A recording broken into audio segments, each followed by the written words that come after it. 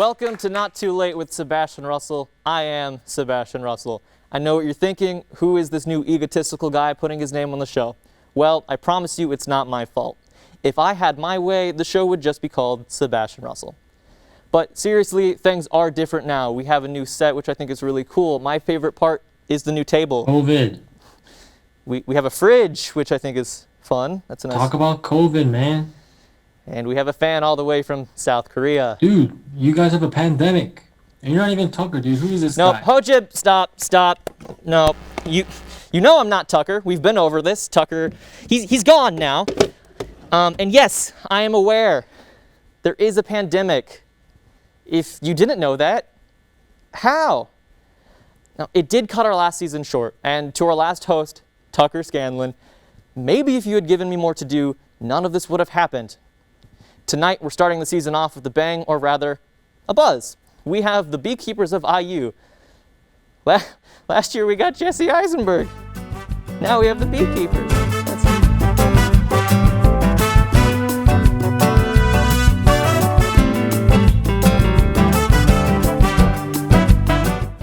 Hey, Mac. Whoa, COVID, man. We gotta keep our distance. Boom. Stacy! Oh, I can't hug either, but, Rachel! What did I just tell Stacy? Oh, Chaz, back up, okay? There's regulations, okay? Why? What are you gonna do? Breathe on me? Okay? Sorry, getting a call. What's up? Yeah, go for Chaz. This is he? What, are you serious? Positive? What? But I followed every COVID regulation. I stayed 6 feet apart from everyone at every single party. All right. Well, I have some good news and some bad news. Chaz? Oh my God! Are you okay? I can't see if you're breathing! No!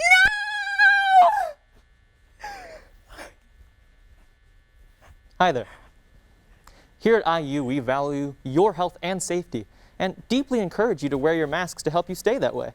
If you don't, look what happened to Chaz here. That could happen to you. IU won't shut down, so you have to be the responsible ones. Hide away like McRobbie has. Don't go to parties. Wear your masks so none of us end up like Chaz. Sebastian, call 911!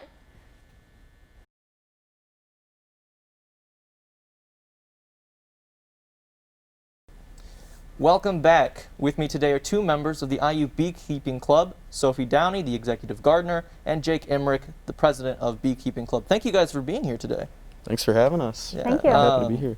So before we were recording here, you said that you wanted to do like an entrance onto stage. Do you want to give that now? If I could fit in the fridge, maybe I would, but There are shelves. Okay. So on to beekeeping specifics. A question that I've had for years. What are you keeping the bees from? that's a great question. Well, as it turns out, mostly just nature itself.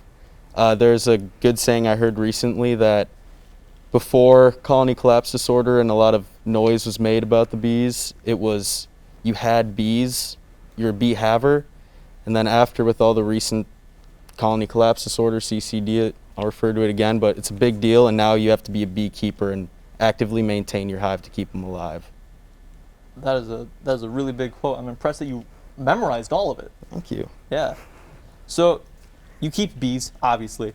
How many times, because I know you have the suits, but like how many times would you say like you guys get stung? Like, is it common? I haven't been stung since I was 10. Really? Yeah. Me neither. I've been hands-on with them in the past. No stings. Huh. A lot less of a threat than most people think. I've gotten stung before. Yeah. On the mouth. Oh. In the mouth, actually.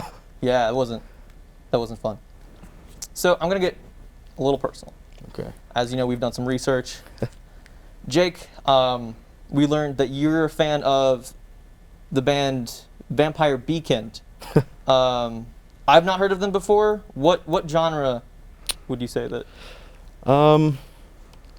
I guess I would say alt, more underground. Most people haven't heard of them. Alt. Okay. Oh, it's Vampire Weekend, isn't it? Yes. I do know them, yeah. My 13-year-old cousin listens to them. So, Sophie, we were told that you were a bit nervous coming onto the show. And the reasoning, if I understood it correctly, was because you didn't think your title sounded like a legit thing. And to clarify, is executive gardener? Yeah, that's correct. Yeah. So to me, that sounds like you're the highest ranking member who is still hands-on. So you're the one doing the dirty work, is that right? Like, what exactly do you do? So next to our hives at Hilltop, we have a garden that we've planted pollinator-friendly plants in, and so I'm basically in charge of managing that. I was out there all summer. I've been out there in the fall. It's gotten a little weedy. So I've been out there getting my hands dirty, getting my hands a little bloody, to be honest, just keeping the garden next to the hives in tip-top shape so that our bees can be as happy as possible. So bloody, not from the bees, but why are they bleeding? The weeds had some tricky thorns, Okay. and I did not have gloves because Oh. I just didn't, so. Yeah, so since you're doing all this, like, should we expect a coup against Jake? Like, does Jake need to watch out? Like, Jake, what do you It's do? not the first time I've heard of that happening. What does the president do for the beekeepers? Well, you give someone a really cool title, like Okay. executive gardener. Okay. They're in charge of that, and then suddenly my hands are soft and well-maintained while hers are bleeding everywhere. Sounds like a thing that a lot of men like to do. Yeah. Yeah. Okay. So bees are dying out. Is that still true? Or is it on the rise? No, well, essentially what's happening is it's becoming unsustainable for a lot of honeybee farmers to keep and manage bees because they're dying at such a rapid pace, and the only way they can keep up with business is just buying more. So actually there's the same number of bees in the US as there were in 2006, Okay. which is right around where honeybees really became popular and people were realizing it was an issue. But same number of honeybees, just costing people a whole lot of money to keep and manage them. Okay. So, I'm not a beekeeper. Mm-hmm. What can someone like me do to help the bees? Well, we always tell if you're an IU student, obviously number one would be to join our club. Okay. But two, something really easy to do is just go Google some videos. There's plenty by Hank Green. There's a bunch of different scientists who talk and have really cool facts. There's a million cool bee facts, and it's just a fascinating topic. Getting to understand it and familiarize yourself with it helps it stay top of mind. And maybe, you see small farm honeybees. There's plenty at the Bloomington Farmers Market. Go support those guys. That's some of the easy ways you can get involved. Wonderful. I also heard that the murder hornets were killing some of the bees, and I found this article from the New York Times, and I'd like to read it, and then we can just kind of discuss it. Okay. It's about a beekeeper, Ted McFall. I don't know if you know him. Don't personally. Yeah, I don't think he's from around here. So the title is Murder Hornets in the U.S., the Rush to Stop the Asian Giant Hornet. Okay, ready? As he pulled his truck up to check on a group of hives near Custer, Washington, not from here, Washington. Yep. Custer, Washington, in November, he could spot from the window a mess of bee carcasses on the ground. As he looked closer, he saw a pile of dead members of the colony in front of a hive and more carnage inside, thousands and thousands of bees with their heads torn from their bodies and no sign of a culprit. Adam, Barry said, starting to blush hard. Adam began to feel a tightening in his heart as it began to beat faster, and his blushing began to deepen into a reddish tomato color. Adam, I like you a lot. Both didn't say a word. There was nothing else to say. Both bees looked each other in the eyes again, this time now with a love gaze. Their sparkling eyes and blushing cheeks inched closer to each other. Barry's hands began to move to Adam's hips. Adam sat in shock as Barry's legs began to make their way between his. I like you, said Adam. And then they kissed. Scientists have since embarked on a full-scale hunt for the hornets, worried that the invaders could decimate bee populations in the United States and establish such a deep presence that all hope for eradication could be lost. So that's the article by the New York Times. What are we thinking? Is that something that you guys have had to face, like the murder hornets? Did they come? It's heavy. No, we have not. I think That's it's something cool to see in the news, but from everything I understand, there's not much of a threat. Well, with that's good. them I was still. worried. Yeah, I know Sophie was too. Yeah, they haven't moved further east, just primarily in Washington.